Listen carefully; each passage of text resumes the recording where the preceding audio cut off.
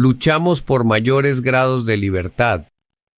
Hay que reconocer que el sistema económico que más gente ha sacado de la pobreza es el capitalismo. Muchos de los multimillonarios del mundo provenían de clases sociales sin mayor poder económico y lograron llegar a donde están sin robar un solo peso del erario público y pagando lo justo a sus trabajadores. A esos ricos hay que admirarlos y ponerlos de ejemplo para la sociedad, dado que consiguieron sus fortunas honradamente, con su esfuerzo, dedicación y sin quitarle nada a nadie. Mas no es el caso de los que se enriquecen metiéndole la mano al bolsillo de los gobernados, que sí son repudiables. Sin embargo, tanto los unos como los otros, una vez que han amasado un capital, son muy afortunados, ya que no necesitan luchar por mayores grados de libertad porque ya la tienen a manos llenas. Los más bendecidos por la riqueza tienen fortunas que les garantizan la satisfacción de sus necesidades básicas y de orden superior por cientos de años, como dice el saber popular, sin darle un golpe al mundo.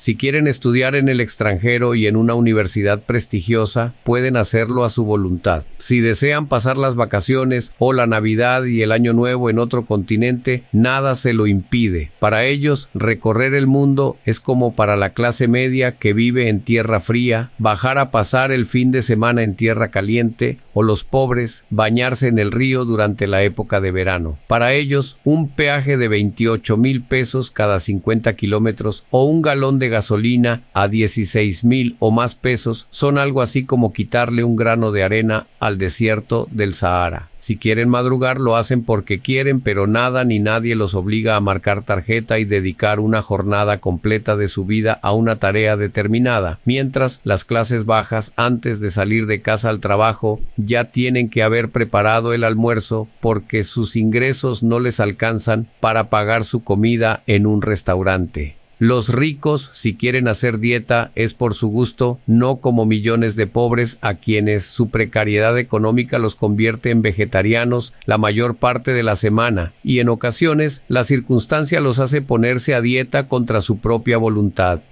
Los pobres no gozan de tanta libertad para hacer lo que les gusta como sí la tienen los ricos. Los pobres, si consiguen empleo, tienen que muchas veces luchar por un permiso para ir al médico o asistir al funeral de algún ser querido. Tienen que luchar por unos pesos de aumento salarial para que puedan estrenar una muda de ropa y un par de zapatos de vez en cuando. Tienen que luchar por un cupo en un jardín infantil de bienestar familiar, donde es gratuito el servicio, para dejar en un lugar seguro a sus pequeños hijos mientras cumplen su jornada laboral. Tienen que privarse de un helado o cualquier pequeño gusto para poder completar el dinero destinado a pagar los recibos de los servicios públicos, porque si no, se quedan cortos para hacer el mercado. Tienen que restringir las salidas en transporte público, porque los ingresos apenas alcanzan para medio llegar a final de mes. Y si con grandes esfuerzos y sacrificios ya tienen su vehículo, entonces los peajes son la cadena invisible que los ata al sitio donde transcurre su existencia. Tienen que luchar por un mejor sistema de salud, porque a ellos sí les toca madrugar a las 3 de la mañana, hacer filas interminables en busca de una cita médica especializada o una remisión que puede demorar varios meses.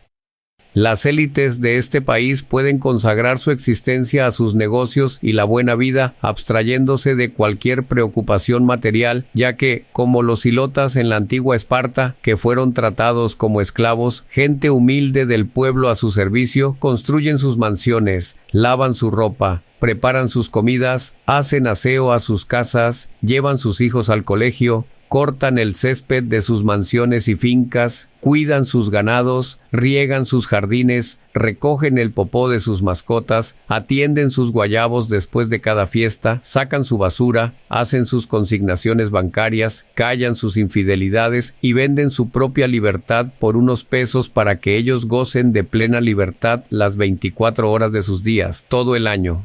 En la sociedad actual, es claro que el dinero es un factor determinante de la libertad. Es innegable que es más libre quien puede llenar el tanque de gasolina de su carro, pagar un hotel, las entradas a una piscina, un teatro, un restaurante y darse un gusto con la familia, que los que utilizan su descanso de fin de semana para ver televisión y jugar cartas, porque el dinero no les alcanza para sufragar este tipo de gastos.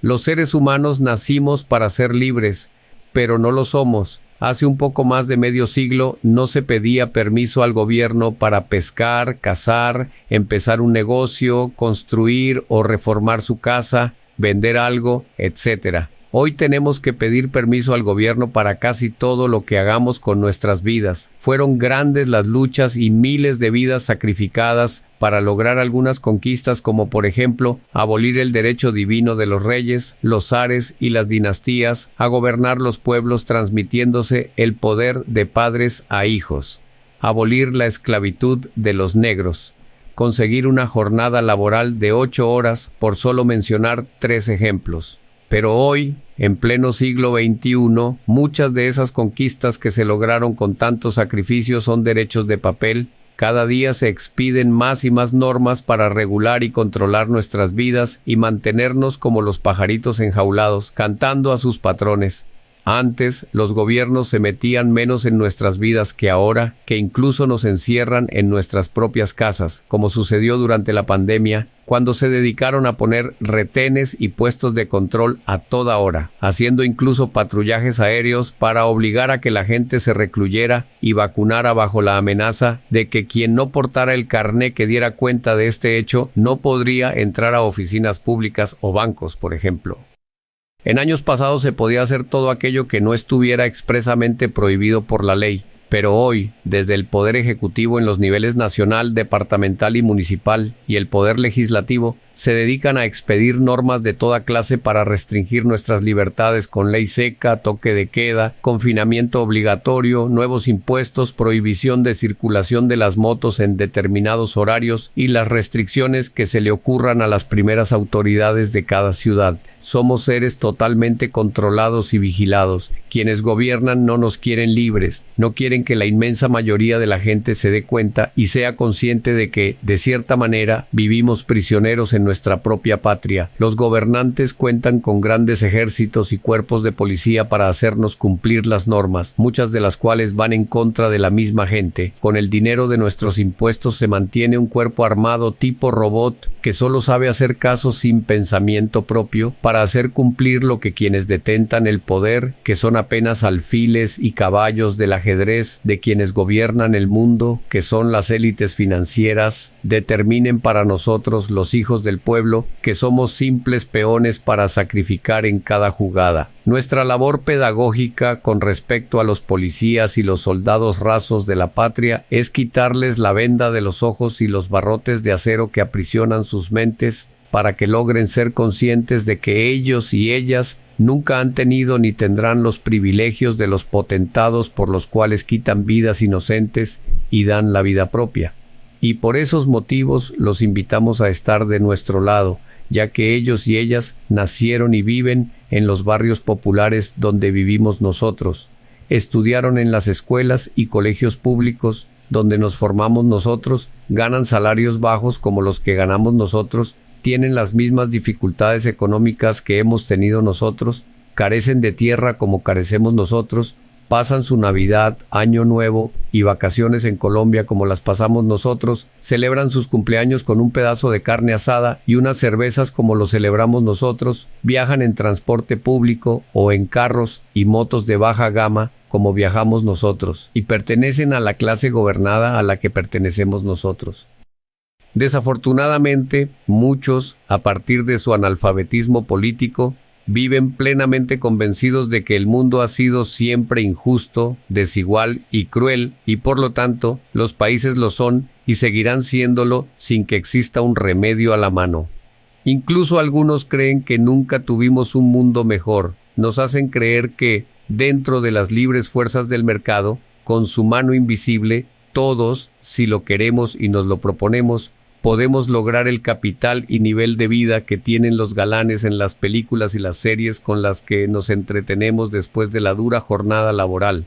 Todo esto es una falacia. Todo esto es un espejismo. La realidad concreta es que cada vez hay más gente con dificultades económicas, más deberes, menos derechos y menores grados de libertad. Todo aquel que madruga a vender su fuerza de trabajo por mínimo 8 horas diarias regresa cansado y estresado a su casa, bien sea en transporte público como en una lata de sardinas, o en su moto exponiendo la vida, o en su carro impotente frente a los trancones, sin ganas de leer un libro o al menos jugar con sus pequeños hijos. Y, para colmo de males, lo que gana apenas le alcanza para comer y pagar sus deudas cada vez más crecientes. Entonces esa persona deja de ser un hombre o una mujer libre y se convierte en un esclavo moderno. Libertad es tener tiempo libre para hacer lo que nos guste, tener la mayor cantidad de tiempo posible para vivir la vida de acuerdo con lo que a uno le motiva. Si tengo que hacer algo porque me tengo que ganar la vida, no soy libre, pero no es una libertad sin pan, porque de nada le sirve al habitante de la calle tener libertad para caminar hasta el agotamiento sin nada que comer y los pies llenos de ampollas de tanto recorrer distancias al gozar de sus cantidades inagotables de tiempo libre. De poco sirve una libertad en medio de la nada, en una tierra baldía perdida en la lejanía del abandono estatal o en el asfalto de las urbes sin identidad propia entre la muchedumbre, cuando se carece de los beneficios de la vida moderna que se encuentran a pocos metros de distancia, pero no se tiene acceso a los mismos.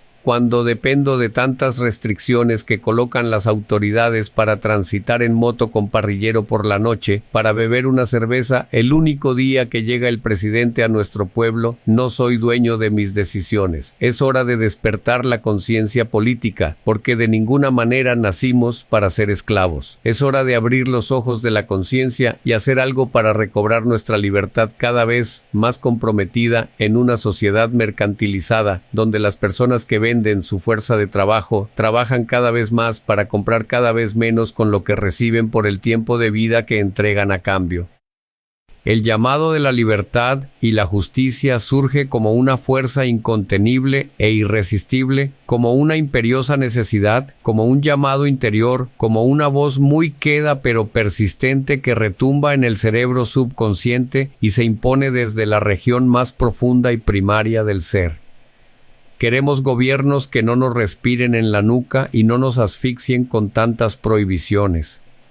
Queremos gobiernos que respeten nuestra intimidad y nos dejen ser libres dentro de los límites del respeto a los demás y la sana y gratificante convivencia humana. Queremos gobiernos que solo se metan con nuestra libertad cuando el bien común lo requiera y no bajo los caprichos e impulsos de los que tienen la sartén por el mango. Queremos gobiernos que tengan auténtica autoridad porque tienen autoridad aquellas personas que ayudan a crecer a los otros, no las que dominan, aplastan y silencian. Esas tienen poder, pero no autoridad. Los que se aprovechan del poder para someter a otros son tiranos y es nuestro deber contribuir a que esas personalidades nefastas no ejerzan cargos determinantes en la vida de los pueblos. El dinero, siempre que se quiera, se puede heredar, pero la educación y la cultura no se heredan directamente, se construyen al interior de uno mismo. Un padre puede dejar al hijo millones de pesos, dólares o euros en los bancos y grandes propiedades terrenales con solo firmar el testamento, pero no le puede transferir el don de gentes e inyectar sus valores humanos. La empatía y la capacidad para ayudar a los desvalidos no se reciben con los genes. La manía de algunas personas de tratar a los demás como si fueran objetos que se adquieren con dinero es propia de quienes se acostumbran a heredar el poder sin tener los atributos para conquistarlo por sí solos. Para trabajar con chequeras, cuentas bancarias, puentes, túneles, construcción de carreteras, hatos de ganado, siembra de arroz, cría de cerdos, fábricas de ladrillos, productos químicos o cualquier cosa material, no es necesario el desarrollo humano, pero para trabajar con personas, que es de lo que se trata la política, sí lo es. Los ignorantes cargados de plata y egocentrismo son pésimos gobernantes. Con las excepciones como toda regla, los delfines políticos suelen ser niños mimados, caprichosos y acostumbrados a hacer lo que se les dé la regalada gana. a falta de talento demostrado con su producción intelectual, suelen desarrollar orgullo, vanidad y arrogancia extremos, a tal punto que es muy común que, con 3 tragos, suelten frente al agente de tránsito o el policía que les pide, se identifiquen la ya reconocida expresión de extrañeza. ¿Es que usted no sabe quién soy yo? Esos herederos de grandes capitales económicos y políticos suelen ser, desde luego no todos, un fiasco frente a los cargos de poder. Depositar el poder en manos de una persona solo porque procede de una familia adinerada es lo peor que le puede suceder a un pueblo.